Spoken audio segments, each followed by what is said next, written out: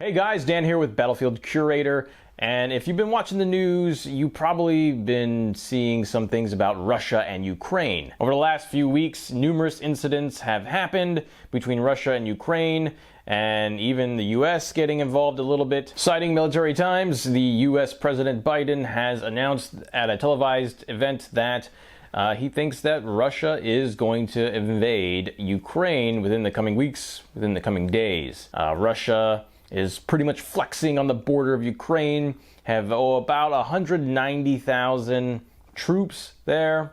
They've set up all kinds of equipment. They've sent in a lot of machinery, a lot of transportation equipment, vehicles, automated unmanned aerial systems. There's also fears that when Russia invades Ukraine, that they're going to pretty much hog up a bunch of oil and use a lot of oil and gas and resources. So this could cause the rest of the world economy, other countries' economies, to pay higher prices for commodities, for metals, oil and gas, and already dealing with supply chain issues around the world. This could further deepen those supply issues. Well, what else could happen? Well, NATO forces could step in. That means that the US would be involved in another conflict yet again, and they would be assisting with NATO. Now, let's say this conflict really escalates, and now you've got quite a few nations backing Russia and quite a few nations backing Ukraine. Not saying it can't happen, but it could lead to a World War III. It could lead to something that we haven't seen before. We have a lot of new weapon technology as far as conventional warfare goes, and you're also going to see a lot of like mercenary warfare. There's so much technology these days than there was during World War II. So we'll probably see a lot more automated attacks, maybe automated systems fighting each other. You'll see cyber-related attacks where network infrastructures get taken down. With a giant war in place, you would also see a dynamic increase in military technology, which could also translate to innovation as far as technology goes, especially with weapon systems and robotics.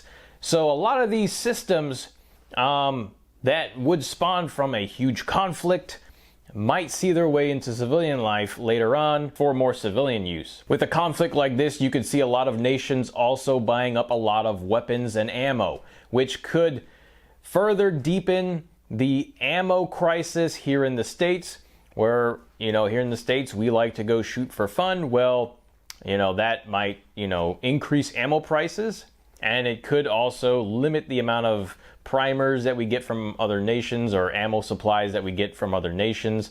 Some of the ammo suppliers here in the States could be manufacturing for military purposes and limit the amount of manufacturing for civilian purposes. And with that also, you might see military surplus rifles, instead of being shipped to the US for importation, you could see them repurposed for mercenary use, for use with contractors that would be sent out to the regions. Another thing here in the US is we could see, manufacturing plants shift focus to manufacture more military-related vehicles, military-related electronics, items, unmanned aerial systems, weapon systems. So this could be pretty big for manufacturing and manufacturing jobs. So what else could probably happen?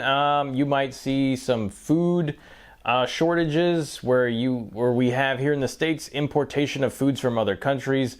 Those foods could just be repurposed over to other countries for use. Another way that this could affect us in the US is that we could ramp up our military.